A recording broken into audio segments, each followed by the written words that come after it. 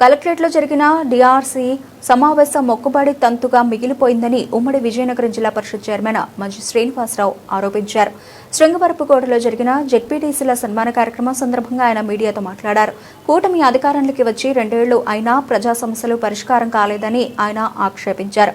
మొక్కజొన్న రైతుల కష్టాలపై ప్రస్తావన లేదని, ధరల స్థిరీకరణ నిధిని అమలు చేసి ఉంటే కేంద్రానికి లేఖ రాయాల్సిన దుస్థితి ఎందుకు అని ఆయన ప్రశ్నించారు.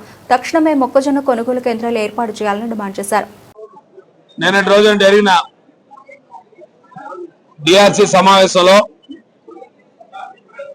గౌరవ ఇన్ఛార్జ్ మంత్రివర్యుల ఆధ్వర్యంలో జరుగుతున్న కార్యక్రమం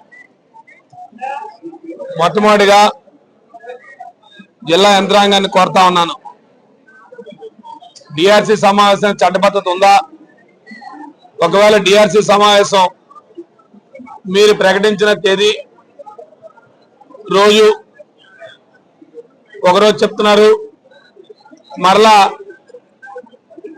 మాకు సమాచారం లేదు, మళ్ళీ దీన్ని ఒకరోజు ముందస్తుగా ఒకరోజు తీసుకొస్తున్నామని చెప్తున్నారు. సరే, ఏది ఏమైనప్పటికీ కూడా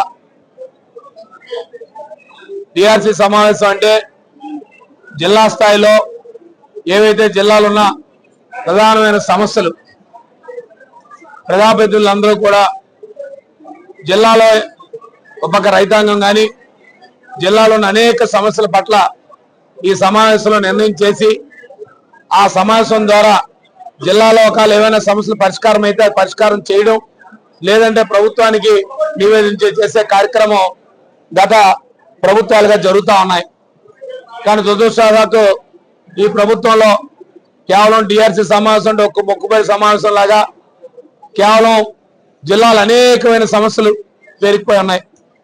ముఖ్యంగా నిన్నటి రోజుని ఏదైతే పెన్షన్లు ఇచ్చిన బడ్జెట్ కేటాయింపులు తప్ప రాష్ట్రంలో వచ్చిన బడ్జెట్ నే మీరు క్షేత్రస్థాయిలో బడ్జెట్ పెట్టారు తప్ప ఈ జిల్లాకి మొన్న బడ్జెట్ లో ₹1 కూడా ఒరిగేది ఏమీ లేదు.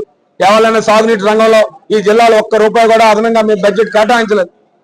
ఒక సాగునీటి రంగానికి లేదు, ఏదైనా పరిశ్రమలకు కానీ ₹1 కేటాయించే పరిస్థితి లేదు. ఈ ప్రభుత్వంలో ఎక్కడా కూడా ఏదైతే గిరిజన యూనివర్సిటీ ఉందో గిరిజన యూనివర్సిటీ పనులు అలాగే నత్తనడకన సాగుతా ఉన్నాయి, ఎక్కడ పనులు ముందుకు పోవడం లేదు.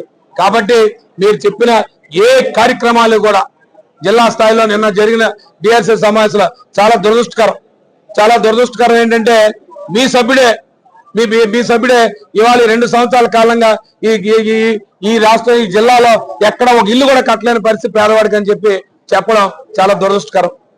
మీ సభ్యులే చెప్తా ఉన్నారు, ఒక ఇల్లు కట్టిన పాపం లేదు. ఏదైతే భోగాపురం నిర్వాసితులు ఉన్నారో వాళ్ళకి అన్ని కార్యక్రమాలు చేసినా వారికి ఇవ్వాల్సిన డబ్బుని గత 2 సంవత్సరాలుగా మీరు తిప్పుతా ఉన్నారు తప్ప వారికి ఎక్కడా కూడా నిధులు రిలీజ్ చేసి వారికి ఇచ్చే పరిస్థితి లేదు.